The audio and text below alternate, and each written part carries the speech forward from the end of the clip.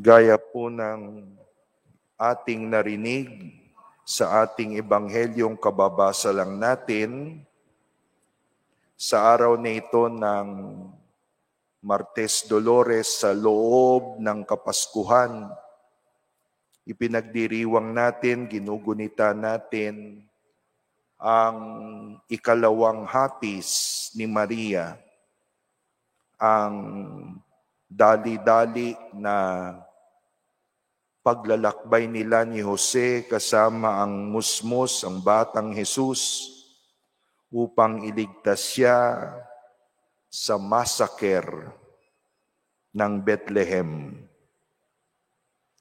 Ang sinasabi ng mga scholars, kung titignan daw po natin ang populasyon ng maliit na lugar ng Bethlehem, sa mga panahong yun, ang dekreto ni Herodes could have affected and killed around 20 plus na mga bata.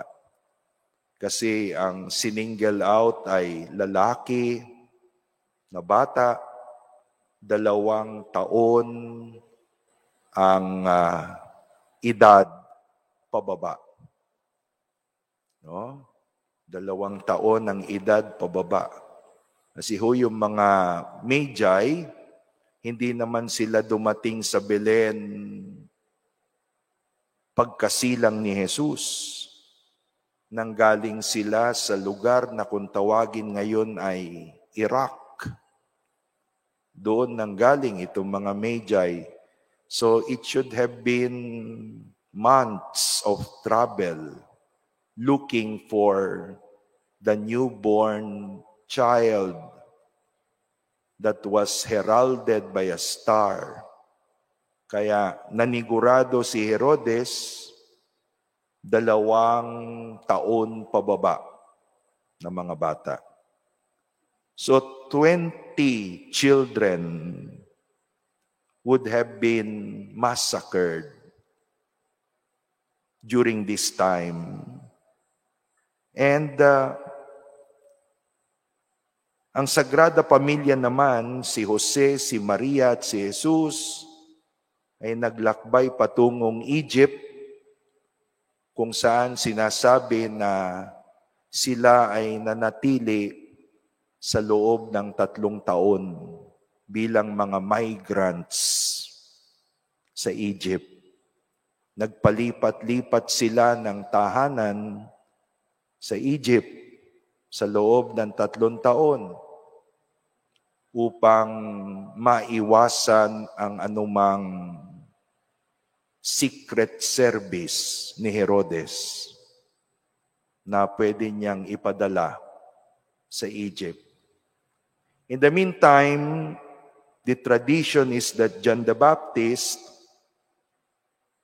who was born 6 months earlier than Jesus, itinago naman ng kanyang mga magulang during the massacre sa likod ng isang malaking bato na kung pupunta kayo ngayon for pilgrimage sa Holy Land, ay makikita nyo bilang bahagi ng Basilica ng Visitation sa Ein Karem.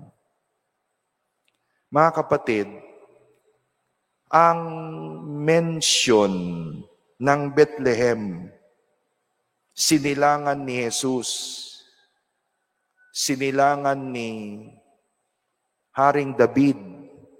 Ito ang birthplace ni Haring David at unang naging kapitolyo ni David bilang hari.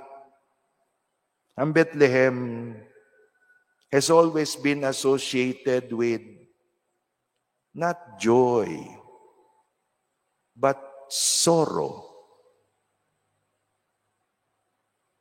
Ang unang-unang banggit ng Bethlehem sa Biblia, sa Genesis 35, ay sa kwento ni Jacob at ang kanyang paboritong asawang si Rachel. Kasi 4 po ang naging asawa ni Jacob, sabay-sabay. 4. Oh. Pero ang paborito niya, si Rachel. At sabi do sa Genesis 35, verse 16 to 20, sa bungad ng Bethlehem, nagsilang si Rachel ng kanyang huling anak na tinawag niyang Benoni, na ang ibig sabihin ay son of my sorrow, sapagkat namatay si Rachel sa panganganak dito sa huling batang ito, si Benoni, na later on pinangalan ng Benjamin. No? Kung titignan po natin, ang kwento rin ng Massacre of the Holy Innocents is telling us about Moses. Hindi lamang iniuugnay ang kwento ni Jesus kay Benjamin, anak ni Jacob, na naging sanhi ng kamatayan ni Rachel. Kung hindi, iniuugnay din sa kwento ngayon si Jesus at si Moises. Kung paanong si Moises ang naging sentro ng lumang tipan, si Jesus na sentro ng bagong tipan. Ganon din ang kwento. Moses survived the massacre of children in Egypt in the time of Pharaoh. Pinalutang siya sa Nile River. Kaya nga, yun ang kanyang naging pangalan. Moises, inahon mula sa tubig. So, makikita po natin sa mga kwentong ito, yung napakalaking insistence ng Word of God na ang kwento ng Diyos at ang kanyang gawain sa mundo ay kwento ng pinaghalong tuwa at hapis. There is no such thing as pure joy in this world. Even when you work with God, even when you work for God, there is no pure joy in this world. Oh? Ang unang Pasko ay hindi po Christmas carols lahat.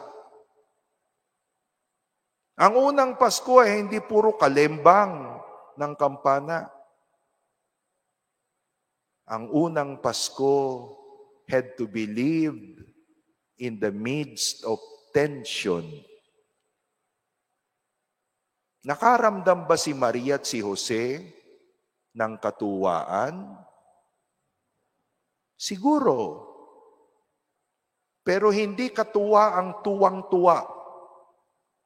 Kasi ang katuwa ang tuwang-tuwa ay katuwa ang baliw. Baliw lang ang natutuwa ng buong buo at walang problema. Baliw. Pero ang normal na katuwaan sa mundo is always mixed with sorrow. Sorrow. Why sorrow? Not because of God. Ang naging dahilan ng sorrow sa kwento ng Massacre of the Innocents ay ang Haring Herodes, na para po sa akin ay sumasalamin sa kasamaan ng mundo, sa kwento ng kasalanan. Even if Jesus came to this world on Christmas Day, He came into a broken world. A broken world that even wounded Mary and Jesus. Kaya nga siguro mga kapatid, sa gitna ng ating katuwaan ngayong Pasko, let us thank the Lord for our joys, but let us also remember people who celebrate joy with sorrow. Yung mga namatayan sa Bohol, sa Cebu. Pag nakikita po namin yung mga pinapaskil na picture ng Caritas Manila, nakakalungkot. Ito ang Pasko nila. Pati mga bata, dawit. Let us remember those people who have to celebrate this Christmas in hospitals. Let us remember those people who have to celebrate Christmas in various experiences of sorrow. Ito ang tunay na picture ng Pasko. Pinapaganda natin, pilit na pinapaganda sa gitna ng mga palamuti, kutitap, Christmas party, na kung saan ang mga matatanda ay pinipilit maging isip bata sa pamagitan ng paglalaro.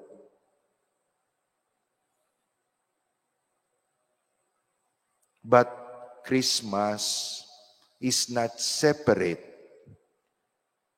from the normal flow of life. Christmas is part of the normal flow of life. And because of that, it is not a pure joy, but a mix of joy and sorrow.